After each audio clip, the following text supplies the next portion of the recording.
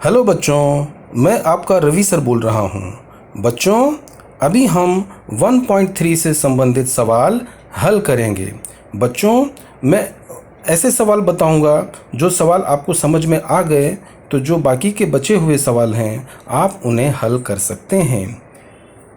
तो बच्चों, यहाँ पर 1.3 से संबंधित चौथा सवाल है। प्रश्न में ये आकृति आपको दी गई है। प्रश्न में लिखा है त्रिभुज ABC में AP लंब BC। ये देखिए AP BC पर लंब है और BQ लंब AC। BQ लंब का मतलब होता है 90 अंश।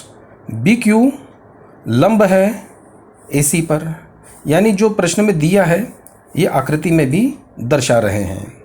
अब B dash P dash C, यानी ये एक रेखा में देखें हैं क्या आकृति में, B dash P dash C एक ही रेखा में है। इसी प्रकार A dash Q dash C आकृति में ढूंढें, A dash Q dash C ये भी एक रेखा में है।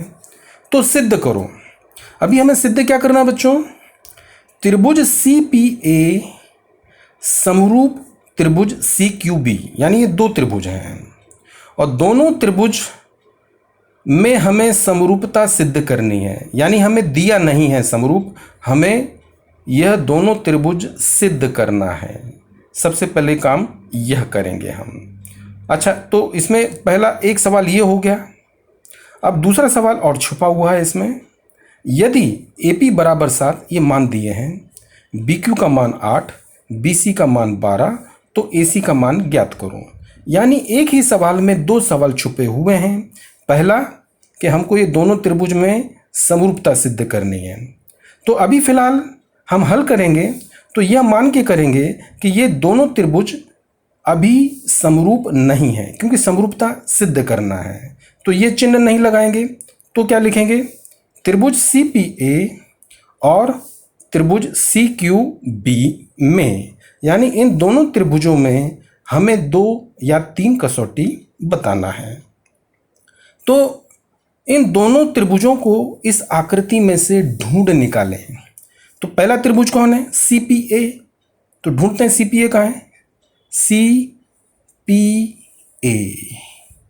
तो इस आकृति को मैंने अलग से निकाल लिया अपने समझने के लिए। देख रहे हैं आप, ये त्रिभुज है CPA, निकाल लिया अलग।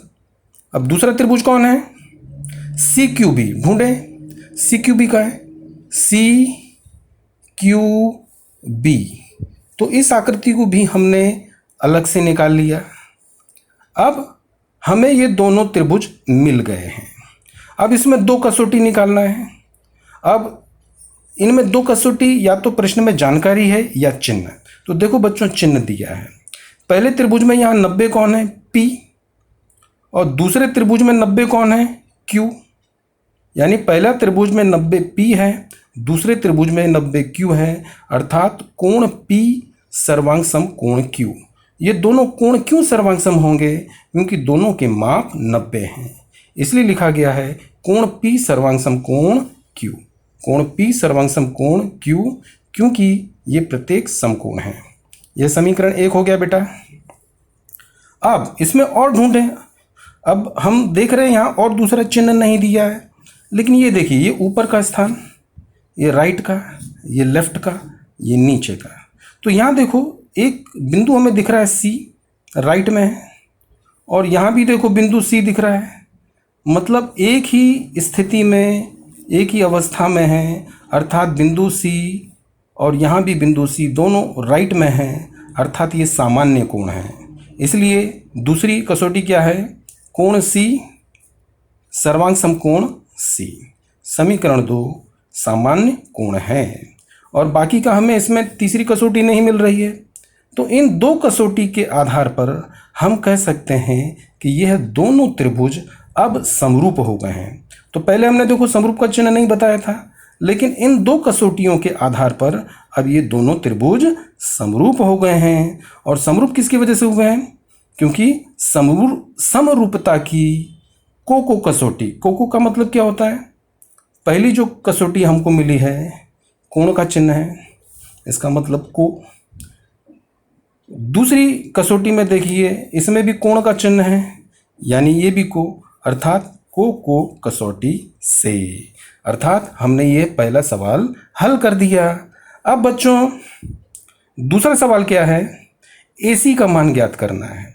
अब बच्चों इस सवाल में अब यह समरूपता हमें प्राप्त हो गया है, और जब हमें समरूपता प्राप्त हो जाता है तो हम दो चीज़ें ज्ञात कर सकते हैं, एक कोण या फिर भुजा, या फिर दोनों भी। तो हमें कैसे मालूम पड़ेगा कि हमें कोण ज्ञात करना है कि भुजा? बच्चों इस प्रश्न में देखो AC, यहाँ पर कोण का चिन्ह नहीं है, ये AC है। AC अर्थात किसी की लंबाई है, यानी वो लंबाई भुजा की होगी, अर्थात हमें भुजा ज्ञात करना है। तो जब त्रिभुज समरूप हो और भुजा ज्ञात करना है तो कारण होता है समरूप त्रिभुज के संगत भुजा के, या लिखें शॉर्ट में, समरूप त्रिभुज के संगत भुजा समानुपात होते हैं के अनुसार।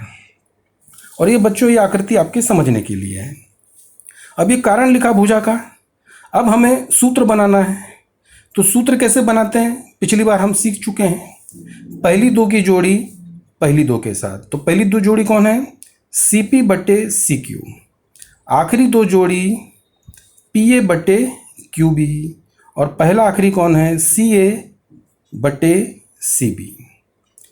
ये तीनों अनुपात लिखे हमने सूत्र बनाकर। इस सूत्र को हमेशा हम इस प्रकार समीकरण नाम देंगे। अब बच्चों एक साथ तीन अनुपात को हल नहीं किया जा सकता, इसलिए इस तीनों अनुपात में से हमको कोई दो अनुपात लेने हैं। तो हम दो अनुपात में से ये अनुपात नहीं लेना चाहेंगे। क्यों? क्योंकि CP का मान नहीं हमें दिया हुआ है, CP का मान प्रश्न में नहीं है, और CQ का भी मान हमें नहीं मालूम है। तो ये अपने को नहीं पता है, इसलिए ये अनुपात नहीं लेंगे। तो फिर क्या लेंगे हम, PA/QB, CA/CB। इसे हमने सुधार कर लिखा है, क्योंकि प्रश्न में PA नहीं लिखा है। प्रश्न में क्या दिया है, PA, उसको सुधार कर लिखेंगे तो AP। तो PA को सुधार कर AP लिखा, QB को सुधार कर BQ लिखा, बराबर CA को सुधार कर AC, CB को सुधार कर BC।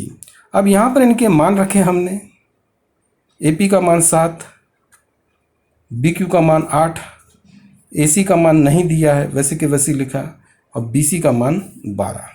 अब त्रियक गुणा करेंगे, त्रियक गुणा हमेशा शब्दों के साथ करें।